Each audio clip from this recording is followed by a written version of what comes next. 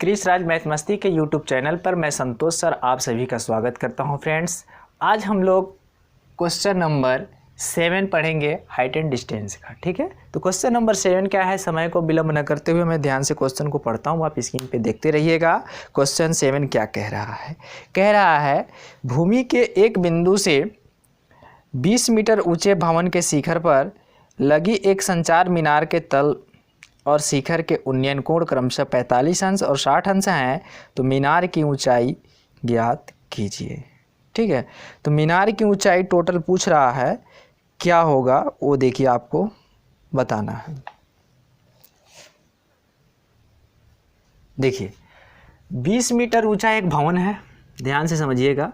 ये भवन है, इसकी ऊंचाई यहाँ से यहाँ तक कितना है, 20 मीटर है। बात समझ में आया। भवन है तो जाहिर सी बात है इस तरह से होगा, ऐसे मान लीजिए, ऐसे मिला दीजिए, ये भवन हो गया, ये भवन का शिखर हो गया। ठीक, अब यहीं पे एक मीनार लगा दिया गया यहाँ। बात समझ में आया कि नहीं।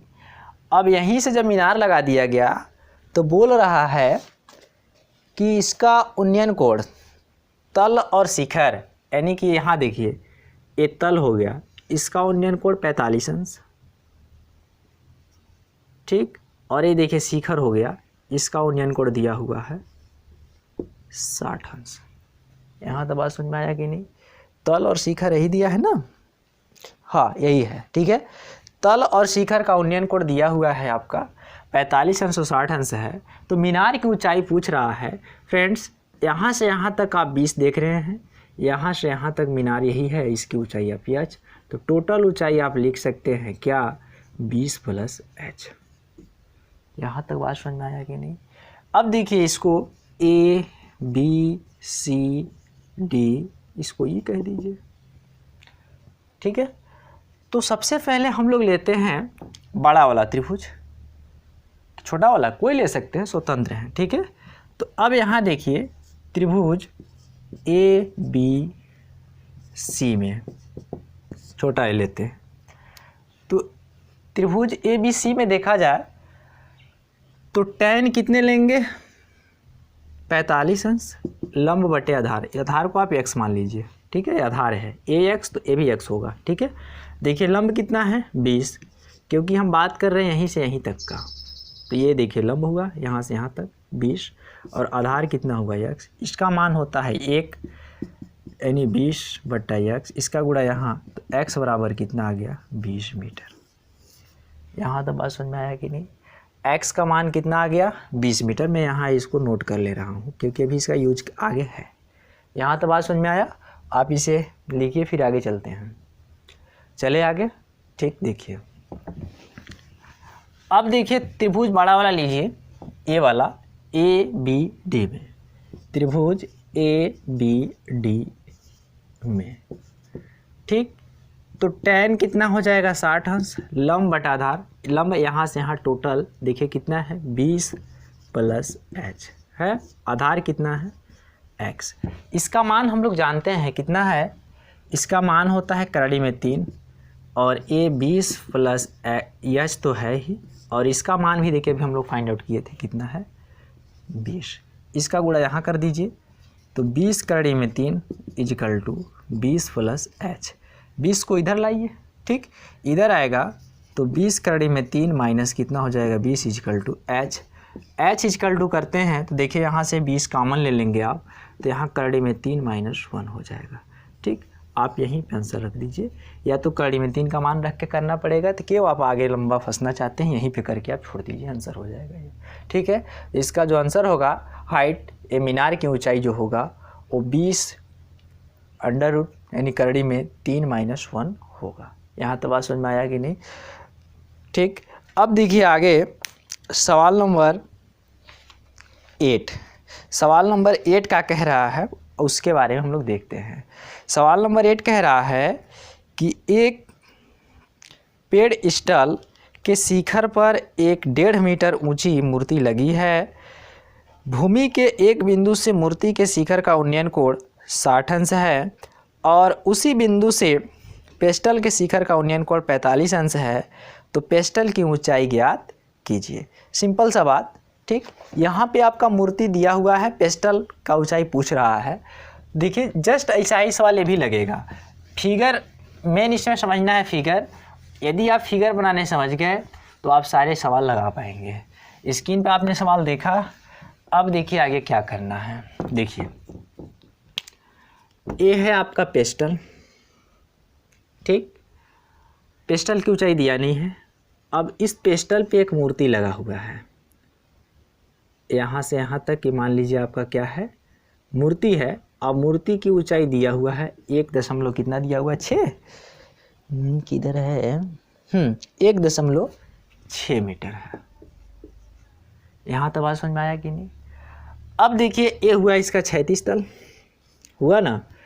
तो पेस्टल के शिखर, यहाँ देखिए पेस्टल के शिखर ये हुआ, इससे इसका उन्नयन कोण दिया हुआ है 45 अंश।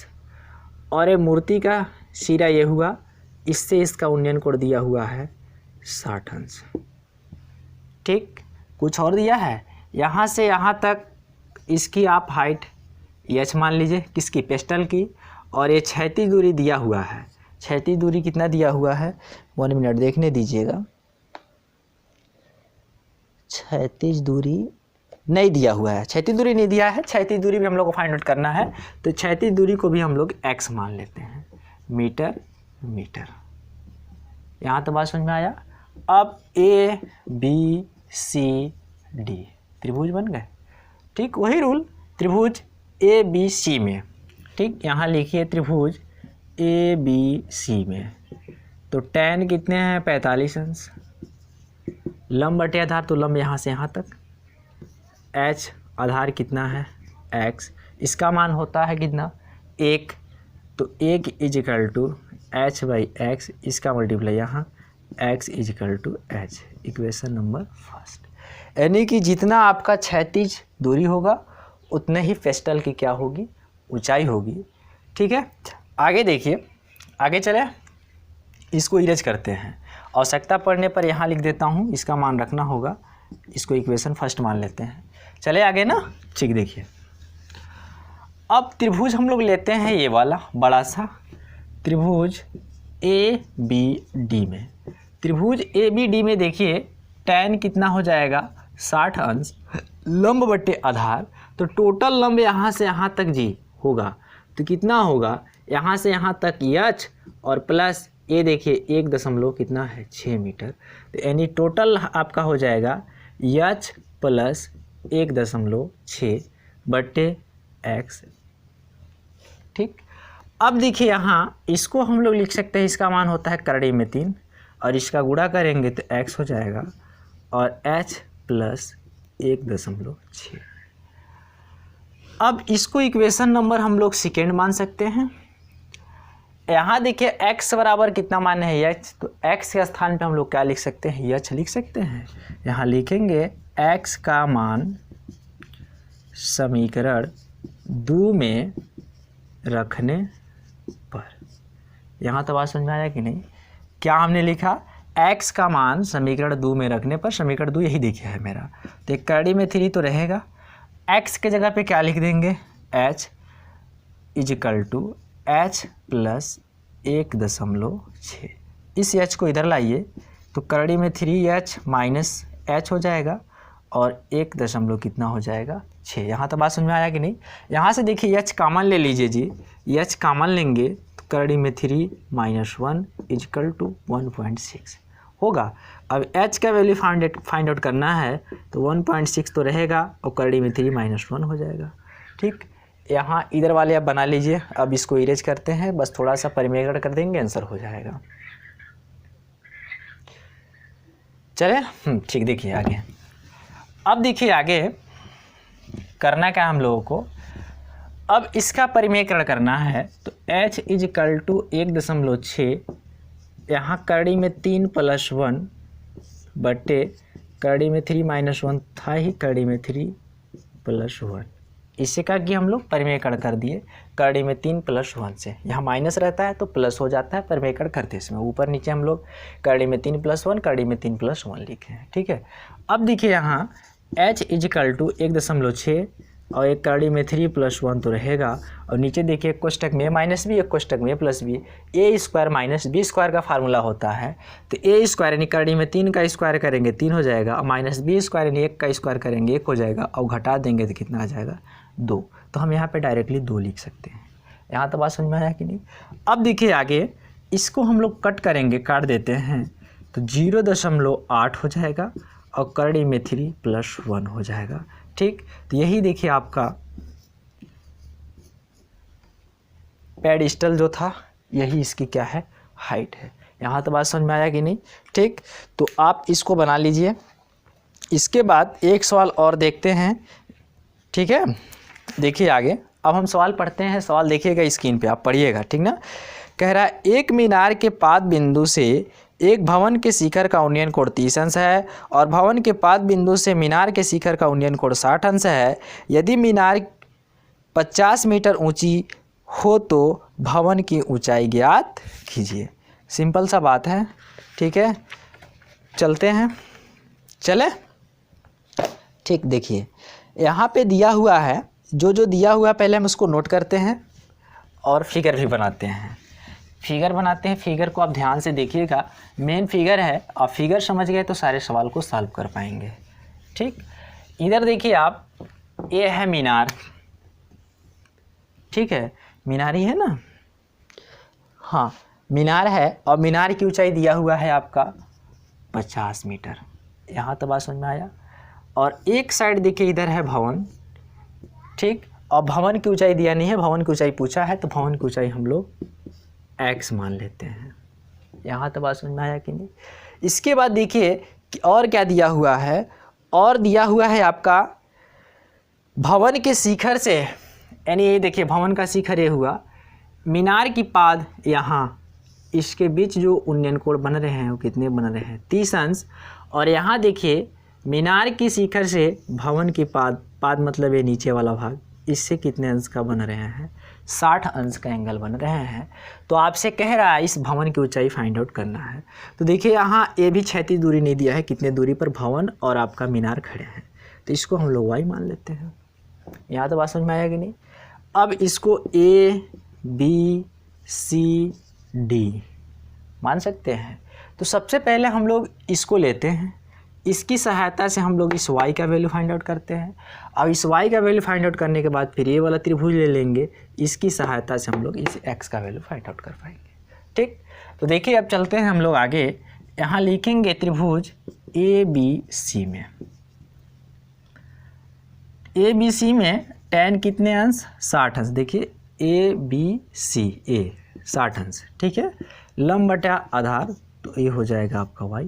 इसका मान होता है करड़ी में 3, और यहाँ गुणा करेंगे तो y हो जाएगा, ये 50 हो जाएगा, और y बराबर हो जाएगा आपका 50 करड़ी में 3। इसको इक्वेशन नंबर आप फर्स्ट। इस y का वैल्यू कितना आया, 50 करड़ी में 3। ठीक, इसका भी मान यूज होगा। अब देखिए आगे चलते हैं। अब ये वाला त्रिभुज ले लीजिए, त्रिभुज ABD में tan कितने अंश, 30 अंश। लंब बटा क्या होता है, आधार। लंब कितना है देखिए x है, और आधार कितना है, y है। इसका मान होता है 1 बटा करड़ी में 3 होता है, x बटा क्या हो जाएगा, y। अब देखिए यहाँ से हम लोग इसका मल्टीप्लाई यहाँ कर सकते हैं, इसका यहाँ, तो यानी y = करड़ी में 3x हो जाएगा। यहाँ तो बात समझ में आया कि नहीं। अब देखिए जी, यहाँ से y का मान हम लोग यहाँ पुट कर सकते हैं। क्यों, y का मान कितना है, 50 करड़ी में 3, यही है ना, 50 करड़ी में 3 नहीं, 50 बटा करड़ी में 3 था ना, करड़ी में। ठीक, देखिए यहाँ हो जाएगा 50 करड़ी में 3, 50 बटा करड़ी में 3 = करड़ी में 3/x। ठीक, अब देखिए यहाँ इसको यहाँ भेज दीजिए, ये आपका 50 बट्टा कितना हो जाएगा, 3 करड़ी में 3 फ्रेश 3 हो जाएगा, और 16 तियाँ कितना होता है, 48 बचा 2 हो जाएगा 6 7, यानी इतना मीटर। यानी भवन की जो ऊंचाई होगा 16.67 मीटर होगा। यहाँ तो बात समझ में आया।